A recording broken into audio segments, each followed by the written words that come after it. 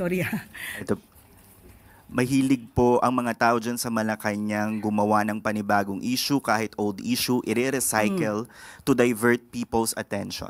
Sa aking pagkakatanda, wala naman po tayong na-erase na mga old issues, maliban lang kung ito ay related sa itinatanong sa atin.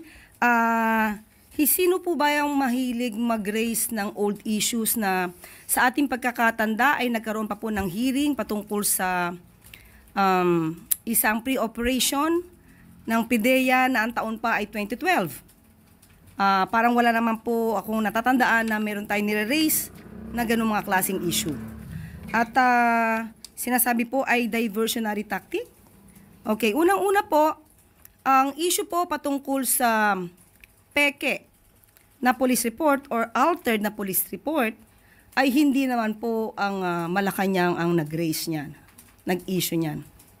Na kailangan lamang po nating sumagot para maipakita sa taong bayan na may mga fake news peddlers, mga obstructionists, mga propagandists na gumagawa ng kwento na kinakailangan pamameke ng papel para lang sirain ang unang ginang, ang Pangulo at ang administrasyon.